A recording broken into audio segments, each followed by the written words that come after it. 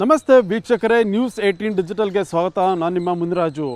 Silicon city ಬೆಂಗಳೂರಿನಲ್ಲಿ ಸಾಕಷ್ಟು ಕಳ್ಳರನ್ನು ನೋಡಿರ್ತೀರಿ. ಆದರೆ ಇತ್ತೀಚೆಗೆ ಒಬ್ಬ ವಿಶಿಷ್ಟ ಕಳ್ಳನನ್ನು ರಾಜಾಜಿನಗರ ಪೊಲೀಸರು ಅರೆಸ್ಟ್ ಮಾಡಿ ವಿಚಾರಣೆ ಕೂಡ ಮಾಡ್ತಾ ಇದ್ದಾರೆ.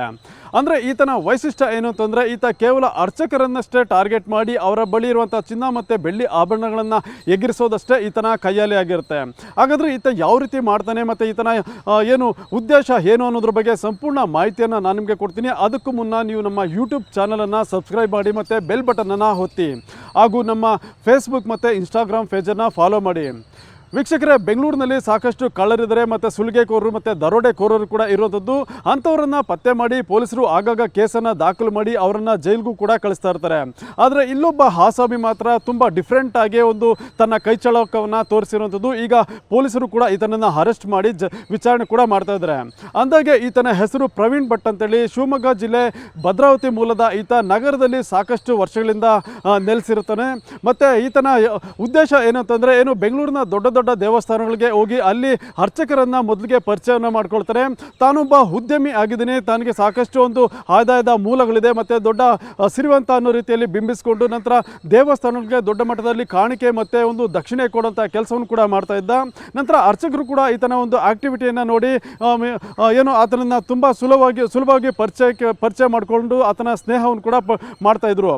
ಆ ನಂತರ ಈತ ಮಾಡ್ತಾ ಇದ್ದಿದ್ದೇ ಬೇರೆ. ಅಂದರೆ ಈತ ತನ್ನ ಮನೆಯಲ್ಲಿ ಒಂದು ವಿಶೇಷ ಪೂಜೆ ಇದೆ ಅಥವಾ ಅಂಗಡಿಯನ್ನು ಓಪನ್ ಮಾಡ್ತಾ ಇದ್ದೀನಿ, ಅದಕ್ಕೆ ಒಂದು ವಿಶೇಷ ಪೂಜೆ ಮಾಡಬೇಕಾಗುತ್ತೆ, ಅದಕ್ಕೆ ನೀವು ಬರಬೇಕು ಅಂತೇಳಿ ಅವರಿಗೆ ಅಲ್ಲೇ ಒಂದು ಆಹ್ವಾನ ಕೂಡ ಕೊಡ್ತಾನೆ. ಮತ್ತು ಈ ಒಂದು ಪೂಜೆಗೆ ಒಂದು ಮುತ್ತೈದೆಯರು ಕೂಡ ಬೇಕಾಗುತ್ತೆ, ಬಾಗಿನ ಕೊಡಬೇಕು. ಅದರಿಂದ ನಿಮ್ಮ ಮನೆಯಲ್ಲಿರುವಂಥ ಒಂದು ಮಹಿಳೆಯರನ್ನೇ ಬಾಗಿನ ಪಡೆಯೋದಕ್ಕೆ ಕಳಿಸ್ಬೇಕು ಅಂತೇಳಿ ಕೂಡ ಅಂತೇಳಿ ಒಂದು ರಿಕ್ವೆಸ್ಟನ್ನು ಕೂಡ ಮಾಡ್ಕೊಳ್ತಾನೆ. ನಂತರ ಅರ್ಚಕರು ಕೂಡ ಈತ ಸಭ್ಯಸ್ಥ ಅನ್ನೋ ರೀತಿಯಲ್ಲಿ ಸಭ್ಯಸ್ಥ ಅಂತಾರೆ ಈತ ಮಾತಾಡ್ತಾ ಇದ್ದ. ಅದರಿಂದ ಈತನ ಮಾತಿಗೆ ಮರುಳಾಗಿ ಮನೆಯಲ್ಲಿರುವಂಥ ಮಹಿಳೆಯರನ್ನು ಕೂಡ ಬಾಗಿನ ಪಡ್ಕೊಳ್ಳೋದಕ್ಕೆ ಆತನ ಅಂಗಡಿ ಅಥವಾ ಮನೆ ಏನಿದೆ ಅಲ್ಲಿಗೆ ಕಳಿಸ್ಕೊಡ್ತಾ ಇದ್ರು. ಆಟೋದಲ್ಲಿ ಹೋಗಬೇಕಾದ್ರೆ ಈತನೇ ಅವರನ್ನು ಪಿಕಪ್ ಮಾಡಿ ಕರ್ಕೊಂಡು ಹೋಗ್ತಾ ಇರ್ತಾನೆ. ನಂತರ ಏರಿಯಾಗೆ ಹೋಗ್ತಿದ್ದಂಥ ಇಲ್ಲಿ ಸ್ವಲ್ಪ ಕಳ್ಳರಿದ್ರೆ ಮತ್ತು ಬೇರೆ ಒಂದು ಆಕ್ಟಿವಿಟೀಸ್ ಇದೆ, ಆಭರಣಗಳನ್ನು ಹಾಕೊಂಡು ಹೋಗೋದು ಇಲ್ಲಿ ಸೇಫ್ ಅಲ್ಲ ಅನ್ನೋ ರೀತಿಯಲ್ಲಿ ಬಿಂಬಿಸಿ ಅವರ ಬಳಿ ಇದ್ದಂಥ ಚಿನ್ನಾಭರಣವನ್ನು ಪಡ್ಕೊಂಡು ತಾನು ಇಟ್ಕೊಳ್ತಾ ಇದ್ದ. ನಂತರ ಅವರನ್ನು ಏಮಾರಿಸಿ ಅಲ್ಲಿಂದ ವಂಚನೆ ಮಾಡಿರೋದು ಕೂಡ ಗೊತ್ತಾಗಿರೋದು. ಈ ಆರೋಪಿ ಪ್ರವೀಣ್ ಭಟ್ ಇದ್ದಾರೆ, ಇವರು ರಿಪೀಟೆಡ್ಲಿ ದೇವಸ್ಥಾನಗಳಲ್ಲಿ ಮತ್ತೊಂದು ಕಡೆ ಹೋಗಿ ಈ ರೀತಿ ಜನರನ್ನ ಪರಿಚಯ ಮಾಡಿಕೊಂಡು ನಂಬಿಕೆ ಬರುವ ಹಾಗೆ ಮಾಡಿ ಸಬ್ಸಿಕ್ವೆಂಟ್ಲಿ ಅವ್ರಿಗೆ ಈ ಥರ ಪೂಜೆಗೆ ಅಂತ ಕರೆದು ಅಟೆನ್ಷನ್ ಡೈವರ್ಷನ್ ಟೈಪ್ ಮಾಡಿ ಅವ್ರ ಹತ್ರ ಇರ್ತಕ್ಕಂಥ ಒಡವೆಗಳನ್ನು ತೆಗೆದುಕೊಂಡು ಹೋಗುವಂಥ ಎಮ್ಮೋ ಇರುವಂಥ ಒಬ್ಬ ಆರೋಪಿ ಅಂತ ಗೊತ್ತಾಗಿದೆ. ಈ ವ್ಯಕ್ತಿಯನ್ನು ದಸ್ತಗಿರಿ ಮಾಡಿದ ಮೇಲೆ ಒಟ್ಟು ನಮ್ಮಲ್ಲಿ ರಾಜಾಜಿನಗರ, ಹೆಬ್ಬಾಳ, ರಾಮಮೂರ್ತಿ ನಗರ, ಸಿಟಿ ಮಾರ್ಕೆಟ್ ಮತ್ತು ಸಿ.ಕೆ. ಅಚ್ಚುಕಟ್ಟು ಪೊಲೀಸ್ ಠಾಣೆ ಒಟ್ಟು 5 ಪ್ರಕರಣಗಳು ಪತ್ತೆಯಾಗಿದೆ. ಮತ್ತು ಹಿಂದೆ ಈ ಆರೋಪಿ ವಿರುದ್ಧ ಉಪ್ಪಾರಪೇಟೆಯಲ್ಲಿ 2 ಮತ್ತು ಉಡುಪಿಯಲ್ಲಿ 1 ಈ ಥರ 3 ಪ್ರಕರಣಗಳು ಈಗಾಗಲೇ ದಾಖಲಾಗಿತ್ತು ಅಂತ ಗೊತ್ತಾಗಿದೆ. ಸೊ ಈಗಾಗಲೇ ದಾಖಲಾದ ಪ್ರಕರಣಗಳಲ್ಲಿ ಬೇಲ್ ಕ್ಯಾನ್ಸಲೇಷನ್ ಪ್ರಕ್ರಿಯೆ ಇದೆ, ಅದನ್ನು ಕೂಡ ಮಾಡಲಿಕ್ಕೆ ನಾವು ಕ್ರಮ ತೆಗೆದುಕೊಂಡಿದ್ದೀವಿ. ಮತ್ತು ಆರೋಪಿತನನ್ನು ದಸ್ತಗಿರಿ ಮಾಡಿ ನ್ಯಾಯಾಂಗ ಬಂಧನಕ್ಕೆ ಒಪ್ಪಿಸಲಾಗಿದೆ. ಇದರಲ್ಲಿ ಉತ್ತಮ ಕೆಲಸ ಮಾಡಿದ ಅಧಿಕಾರಿ ಮತ್ತು ಸಿಬ್ಬಂದಿಯವರಿಗೆ ಸೂಕ್ತ ಬಹುಮಾನ ನೀಡಲಾಗುವುದು. ಇದೇ ರೀತಿಯಾಗಿ ನಗರದ ಸುಮಾರು 5-6 ಕಡೆಗಳಲ್ಲಿ ದೇವಸ್ಥಾನದ ಅರ್ಚಕರಿಗೆ ಈತ ವಂಚನೆ ಮಾಡಿರೋದು ಕೂಡ ಗೊತ್ತಾಗಿತ್ತು. ಇತ್ತೀಚೆಗೆ ರಾಜಾಜಿನಗರದ ಪ್ರತಿಷ್ಠಿತ ಒಂದು ದೇವಾಲಯಕ್ಕೂ ಕೂಡ ಇದೇ ರೀತಿಯಾಗಿ ಹೋಗಿದ್ದಂಥ ಆರೋಪಿ ಅಲ್ಲಿನ ಅರ್ಚಕರನ್ನು ಪರಿಚಯ ಮಾಡಿಕೊಂಡು ಅವರ ಮನೆಯಲ್ಲಿದ್ದಂಥ ಮಹಿಳೆಯರನ್ನು ವಿಶೇಷ ಪೂಜೆ ಇದೆ, ಮನೆಗೆ ಕಳಿಸ್ಬೇಕು ಅಂತೇಳಿ ಒಂದು ರಿಕ್ವೆಸ್ಟನ್ನು ಕೂಡ ಮಾಡ್ಕೊಂಡಿರ್ತಾನೆ. ಅವರು ಕೂಡ ಆಭರಣಗಳನ್ನು ಹಾಕ್ಕೊಂಡು ಆ ಒಂದು ಪೂಜೆಗೆ ಹೋದ ಸಂದರ್ಭದಲ್ಲಿ ಅವರ ಬಳಿದಂಥ ಆಭರಣಗಳನ್ನು ಪಡ್ಕೊಂಡು ನಂತರ ಈತ ವಂಚನೆ ಕೂಡ ಎಸಗಿದ್ದಾನೆ.